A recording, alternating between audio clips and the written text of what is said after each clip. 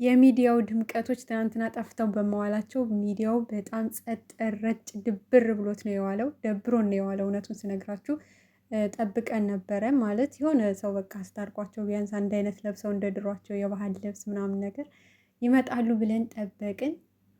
የለም ወፍ የለም ማለት ነው። እና በጣም ከሚገርመው ነገር የሚዲያው ድምቀት መሆናቸውን ትናንትና በጣም ብዙ ሰው ነው የተረዳው። የተለያዩ ቦታዎች ቪዲዮ ቢለቀቁም እንደነሱ ግን የሚያደምቅ አላገኘንም ማለት ነው ውድ ቤተሰብ። እና ደብሮን ነው የዋለው በጣም ከምነግራችሁ በላይ እኔ ደብሮኛል። ሁሉም ሰው እንደዛ ማለት ነው። እና ጠብቀን እንግዲህ መጨረሻ ላይ በወንድሙ ቤት ነው ቪዲዮ የተለቀቀው። እሱም እንግዲህ እናታቸው በጣም አስጨንቃቸው ነበረ። ሀይሚ የት ሄዳ ነው? ለምን አትመጣም? ለምን አልጠየቀችኝም? ስራ ራሱ አላገዘችኝም? ምንድነው የተፈጠረው? እያለች እናትየዋ ስታጨናንቀው እንግዲህ ወንድሙ በቃ ላስቸግርሽ፣ እናቴን ሂደሽ ጠይቂያት፣ በጣም እያጨናነቀች ነው።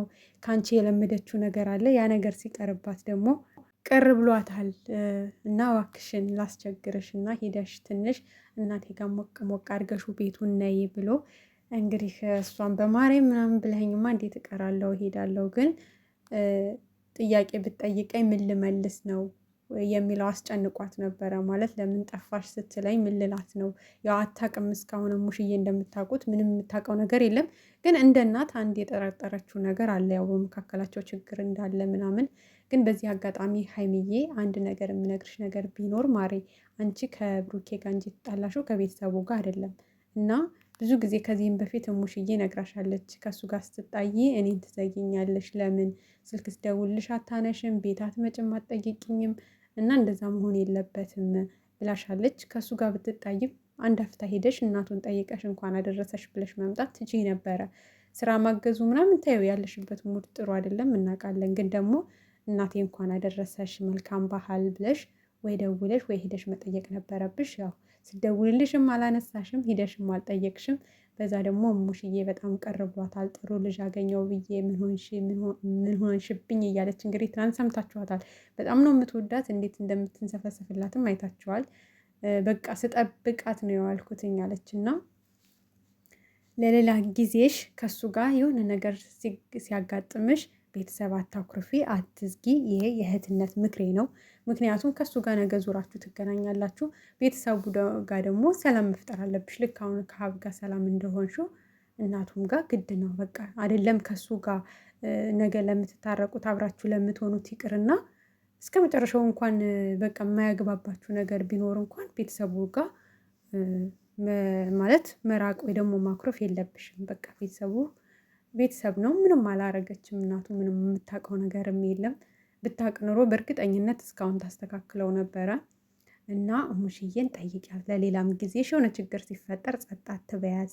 ስደውልሽ አንሽላት፣ ሂደሽ ሰላም ብለሻት፣ ባትቀመጭም ባትበይም ባትጠጭም በቃ እንዴት ነሽ እናቴ እንኳን አደረሰሽ መልካም ባህል ይሁንልሽ ብለሽ ዘወር ማለት ትችያለሽ። ይሄ ምክሬ ነው የራሴ ማለት ነው።